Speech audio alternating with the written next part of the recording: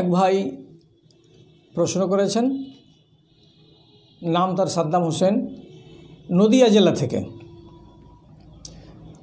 ভাইয়ের প্রশ্নটা খুব সুন্দর। উনি বলছেন, আমি কারো কাছ থেকে 10,000 টাকা নিলাম, বিনিময়ে তাকে 1 বিঘা জমি দিলাম। যতদিন টাকা শোধ না করতে পারবো সে জমিটা চাষ করে খাবে, এটা কেমন? ভাই, বড় দুঃখের সাথে জানাতে হচ্ছে যে এই বিষয়টাতে আমাদের মুসলিম উম্মাহ কেন যে এত অসচেতন আমি বুঝে উঠতে পারছি না। এই ব্যাপারে সজাগ করা খুব দরকার। আপনার এই প্রশ্ন আমি যখন পেয়েছি তখন আমি প্রথম চান্সেই এটাকে গ্রহণ করেছি, অনিবার্য, এটা উত্তর দিতেই হবে। এতে বহু মানুষের যদি ইসলাহ হয়ে যায় তাহলে অবশ্যই আমরা, আপনি এবং আমি বা আমাদের দুজনের ভায়া হয়ে 1000 মানুষ যদি উপকৃত হয় তাহলে আমরা দুজনই সওয়াবের ভাগিদার হবে ইনশাআল্লাহ। কথাটা হলো, শুনুন, মানুষ যখন অভাবী হয় তখন ভাইয়ের কাছে হাত বাড়াই। তো অভাবী হতে গেলে হাত বাড়িয়েছি আমি আপনার কাছে। আপনি যদি আমাকে নিঃশর্তভাবে 10,000 20,000 টাকা আমি চাইলাম, আপনি আমাকে দিয়ে দিলেন, তাহলে এটাকে আল্লাহ তাআলা কোরআন মাজিদের ভেতরে বলেছেন কারজে হাসানা। এটা হলো কি ধার, খুব সুন্দর একটা ধার, কারজে হাসানা বলা হয়।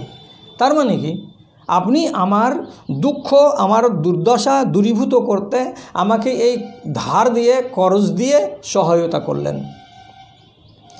মনে রাখবেন, সাদকা করতে গেলে যা নেকি, কাউকে ধার করজ দিতে গেলে তার নেকি, দুটি নেকির ভেতরে আসমান জমিনের তফাৎ। সাদকার নেকি যা, করজ দেওয়া, ধার দেওয়া নেকি তার থেকে অনেক গুণে বেশি। বরং কাউকে ধার দিতে গেলে যে নেকি হয়, ওই টাকা কোনো জায়গায় সাদকা যদি আপনি করেন তো অতটি নেকি হবে না। একদম হাদিস বলছি আপনাকে। তাহলে কোনো অভাবী লোক যদি কাউরি কাছে টাকা ধার করে এবং সেই ব্যক্তি যদি তাকে নিঃশর্তভাবে তার ইচ্ছা অনুযায়ী 10,000 20,000 টাকা তাকে দিয়ে দেয়, তাহলে এটা হলো কারজে হাসানা। এবার আপনি আমার কাছে ধার চাইতে এলেন, আমার মনে সন্দেহ হচ্ছে আপনি শোধ দিবেন না। আমার মনের ভেতরে একটা সংশয় আছে, আপনি মনে হয় টাকাটা নিয়ে ছলচতুরি করবেন, পরিশোধ করবেন না, পালিয়ে যাবেন, এই করবেন সেই করবেন। তাহলে সেই ক্ষেত্রে আমি আপনার উপকার করতে পারি, কিন্তু কিভাবে করতে পারি? ভাই, তুমি টাকা নিবে তো তুমি কিছু রেখে যাও আমার কাছে। আমি কি রাখবো ভাই, আমার কাছে তেমন তো কিছু নেই। এই দেখেন, আমার একটা 10 কাঠার একটা প্লট আছে, আমি এই জমিনটার স্ট্যাম্পটা বা দলিলটা আপনাকে দিয়ে যাচ্ছি, বা দুজন লোকের সামনে সাক্ষী করে আপনাকে এই জিনিসটা আপনার কাছে আমি রেখে দিচ্ছি। বা আমার কাছে 2 ভরি সোনার একটা লকেট আছে, চেন আছে, আমি চেনটা আপনাকে দিয়ে যাচ্ছি। কিংবা আমার কাছে একটা খুব ভালো তাজা ঘোড়া আছে, টাট্টু ঘোড়া, আপনাকে আমি এই ঘোড়াটা দিয়ে যাচ্ছি। অথবা আমার কাছে একটা জার্সি গাই আছে, 10 কিলো করে দুধ দেয় প্রতিদিন, এই গাভীটা আপনাকে আমি দিয়ে যাচ্ছি, আপনি আমাকে 20,000 টাকা দেন। তাহলে কোনো জিনিসের বিনিময়ে কাউকে যদি কেউ টাকা দেয় আর কেউ নেই, তাহলে এটাকে আরবি ভাষাতে বলা হয় রাহান। রাহানের মানে হচ্ছে বন্ধক। এবং কোরআন মাজিদ থেকে এটা প্রমাণিত। 283 নম্বর আয়াতে আল্লাহ রাব্বুল আলামিন লেনদেনের নীতি বলতে গিয়ে, ধার করজের নীতি বলতে গিয়ে তিনি সেই জায়গাতে বলে দিয়েছেন, আইন কানুন নিয়ম নীতি দিয়ে বলেছেন ফারহানুম মাকবুজাতুন। কোনো জিনিস কাউরি কাছ থেকে নিতে হলে, টাকা চাইতে হলে, ধার নিতে হলে, তাহলে আপনি যদি কোনো জিনিস বন্ধক রাখেন, তাহলে বন্ধক রেখে টাকা নেওয়া, ধন নেওয়াটা এটা হাদিস সম্মত, কোরআন সম্মত, শরিয়ত সম্মত। বাংলা তর্জমা খুলে দেখবেন, তার আগের আয়াতটাকেও দেখবেন, অনেকগুলো জ্ঞান পাবেন। এখানে অতটি আলোচনা করার আমার কাছে সময় নেই। তাহলে জিনিস নিয়ে, অর্থাৎ কোনো জিনিসের বদলে টাকা নেওয়া দেওয়া, এটাকে বলা হয় রাহান। আর এটাকে আমরা দেশওয়ালি ভাষাতে যেটা চিনি তাকে বলা হয় বন্ধক। বন্ধকের মানে কি, এটা আটক থাকলো আপনার কাছে, এই জিনিসটা এর বিনিময়ে আমি এটা নিয়েছি। সুতরাং এইবার আপনি ভালো করে বুঝেন, যে জিনিসটা আপনার কাছে কেউ বন্ধক রেখে গেল, সেই জিনিসটা দুই রকমের হতে পারে। এক, নড়াচড়া করবে না, স্থাবর সম্পত্তি, সোনা দানা দিয়ে গেল 2 ভরি, আলমারিতে ভরে রেখে দেবেন, নড়বে না চড়বে না। জমিটা দিয়ে গেল, স্থাবর সম্পত্তি, যেভাবে দিয়েছে সেভাবে পড়ে আছে, ও নড়বে না চড়বে না। কিন্তু আর একগুলো জিনিস যদি হয়, যেমন ধরুন আপনাকে কোনো একটা ভাই তার টাট্টু ঘোড়াটা দিয়ে গেল, 30, 35, 40 হাজার টাকা দামের ঘোড়াটা, তো আপনি ঘোড়াটাকে কি ঘরের ভেতরে বেঁধে রাখবেন, না ওকে চারা লাগবে? তাহলে আপনি প্রতিদিন ঘোড়াটার পেছনে চারা দেবেন, খরচ করবেন, ওকে বেঁধে দিবেন, আবার নিয়ে আসবেন, ওর যত্ন করবেন, সেবা করবেন। একটা গৃহপালিত পশু, ওর যেভাবে সেবা চর্চা করার হয় সেবা চর্চা করবেন। তাহলে এর বিনিময়ে আপনি কী পাবেন? সেই ক্ষেত্রে আল্লাহ পাকের নবী জানাবে মুহাম্মাদুর রাসূলুল্লাহ সাল্লাল্লাহু আলাইহি সাল্লাম বলেছেন, একদম সহিহ হাদিস আবু হুরায়রা থেকে বর্ণিত, আল্লাহ রাসূল বলছেন, আয-যাহরু ইউরকাবু বিনাফাকাতিহি ইযা কানা মারহুনান ওয়া লাবানু দাররে ইউশরাবু বিনাফাকাতিহি ইযা কানা মারহুনান। অর্থাৎ কেউ যদি আপনাকে একটা ঘোড়া দিয়ে যায়, তাহলে ঘোড়াটা বন্ধক তো বসে থাকবে না, আপনি চারা খাওয়াবেন, তার বিনিময়ে ওই ঘোড়াটার পিঠে চড়ে আপনি এখান থেকে বাজার যাবেন, এখান থেকে আপনি কুটুমবাড়ি যাবেন, আপনি আপনার প্রয়োজনে এখানে সেখানে যাবেন, আপনি ব্যবহার করতে পারবেন।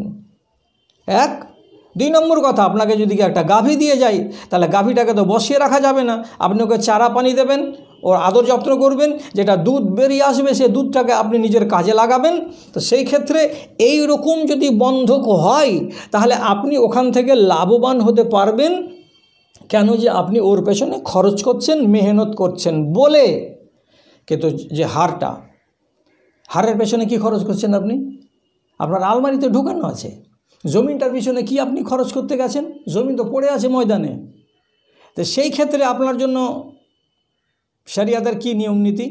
সোজা কথা বলা হয়েছে, যদি স্থাবর সম্পত্তি আপনি চাষাবাদ করেন, করে ওই টাকাটা আপনি খান, তাহলে একদম সঠিক সিদ্ধান্ত, এটা হচ্ছে সুদ, এটা হচ্ছে রিবা। আর এইভাবে অন্যের বন্ধক রাখা জমি আপনি খেতে পারবেন না। আপনি বললেন, তাহলে আমার টাকা দিয়ে লাভ কি হলো? আল্লাহর বান্দা, আমি অভাবী বলে টাকা চেয়েছিলাম, আর আপনি সচ্ছল মানুষ বলে আপনি আমাকে টাকা দিয়েছেন। তো এই যে ধার দিয়েছেন তার সওয়াব পাবেন আপনি। এবার আপনি যদি ব্যাংকের নিয়ম খাটান, এইখানে ওকে 20,000 টাকা দিলাম, 1 বছর থাকলো, আমার কি হলো? আমার টাকাটা কি বন্ধা? আমি যদি ব্যাংকে রাখতাম 20,000 টাকা, তাহলে তো আমার 1-1.5 টাকা সুদ আসতো। ওই রকম যারা অঙ্কে বিশ্বাসী, তারা কোনোদিন নেকি করতে পারবেন না করজ দিয়ে, ধার দিয়ে। আল্লাহর পক্ষ থেকে এটা ছাড়, যে লোকটা শোধ করবে কি করবে না, তার জন্য আপনি তো জিনিস নিয়ে এনেছেন জামানতে। তো জামানতে জিনিস রাখা আছে, তেমনি আমার জমিটা তো পড়ে আছে। সুতরাং এখানে লাভ লোকসানের কোনো কথা নেই। এখানে শুধু দেখার জিনিস হলো একটাই, তা হলো এই যে আমি এই জমিনটা আপনাকে দিয়েছি আপনার মনের শান্তির জন্য, আর 20,000 টাকা আমি নিয়েছি, টাকা আমি দিয়ে দেব, জমি আমি নিয়ে নেব। আরেকটা তর্ক খাড়া হবে, ওই জমিটার পাশেকার জমিওয়ালারা 10 কাঠা জমি থেকে 6 কুইন্টাল ধান মেরে নিল, আর এই জমিটা আমি ফেলে রেখে দিলাম, ও আমার কাছে বন্ধক রেখেছে, চাষাবাদ করলাম না, তো এটা ক্ষতি হলো না? শরীয়তের দৃষ্টিতে এটা অন্যায় করা হলো না? আপনাকে পথ বলছি, পথটা হলো এই যে আপনি এটাকে চাষবাস করুন, ফসল উৎপন্ন করুন, করার পরে আপনার খরচ ব্যয় যত আছে সব বাদ দিয়ে দিন। দেওয়ার পরে আপনি মনে মনে ভাবলেন কি আমার এখানে 2 কুইন্টাল ধান লাভে আসলো, তাহলে আপনি যেই জমি থেকে উপকৃত হয়েছেন তার 1 নম্বর পন্থা হলো এই, 2 কুইন্টাল ধানের দাম আপনি বাজার পরাপর তৈরি করুন 1500 টাকা করে, 3,000 টাকা মূল্য দাঁড়ালো। আপনি আপনার ওই ভাইকে গিয়ে বলুন, আপনার জমি থেকে এতটি ধান হয়েছে, আপনার লোন থেকে, করজ থেকে 3,000 টাকা আমি মাইনাস করে দিলাম। এটা আরও বড় মানবিকতা দেখানো হলো। যদি বলেন ও না ওইসব করা যাবে না, আপনি হালাল করবেন, যদি হালাল করতে চান তাহলে ওই ভাইকে বলে দিন, আপনি ভাই আপনার জমিটা তো আপনি আমার কাছে বন্ধক রেখেছেন, তো সেই বন্ধক জমিটা চাষ করি, যা ফসল হবে আপনি কিছু নেন আর আমাকে কিছু দিবেন। যদি এইরকম কথার উপরে উনি রাজি হয়ে যান, তাহলে ধরুন খরচাপাতি বাদ দেওয়ার পরে 2 কুইন্টাল ধান দাঁড়ালো, আপনি 1 কুইন্টাল রাখুন আর 1 কুইন্টাল ধান সেই করজ গ্রহণকারীকে, ধার গ্রহণকারীকে আপনি দিয়ে দেন।